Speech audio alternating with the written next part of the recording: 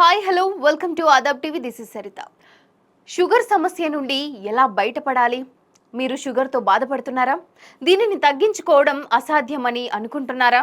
అసలు షుగర్ ఎందుకు వస్తుందో తెలుసుకోవడం మరియు సులభ మార్గాల్లో దీన్ని తగ్గించుకోవడం చాలా ముఖ్యం. షుగర్ ఎలా వస్తుందో తెలుసుకుందాం. అధిక మోతాదులో చక్కెర, కార్బోహైడ్రేట్లు తీసుకోవడం, అలాగే శారీరక శ్రమ లేకపోవడం, వ్యాయామం చేయకపోవడం, హార్మోన్స్ సమస్యలు, ముఖ్యంగా ఇన్సులిన్ లోపాలు, రోజువారీ జీవన శైలి సమస్యలు, ఒత్తిడి, భోజనపు అలవాట్లు, జెనెటిక్ కారణాలు కూడా ప్రభావం కావచ్చు. షుగర్ నియంత్రించడానికి సహజమైన మార్గాలేంటో ఇప్పుడు తెలుసుకుందాం. ఆహార నియంత్రణ: చక్కెరను తగ్గించి ఫైబర్ అధికంగా ఉండే ఆహారం తీసుకోవాలి. మిల్లెట్స్, గింజలు, కూరగాయలు ఎక్కువగా తినాలి.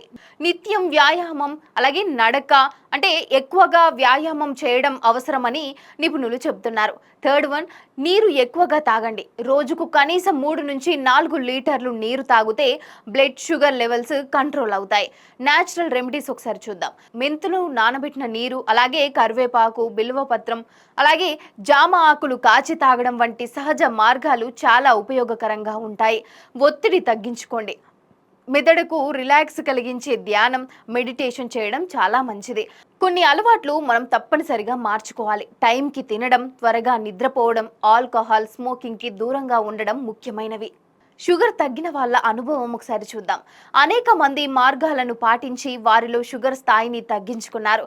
మీరు కూడా మందులపై పూర్తిగా ఆధారపడకుండా మీ జీవన శైలిలో మార్పులు చేసుకొని ఆరోగ్యంగా జీవించవచ్చు. ఇప్పుడే ఆరోగ్యకరమైన మార్గాలను ఎంచుకోండి. ఆరోగ్యమే మహాభాగ్యం.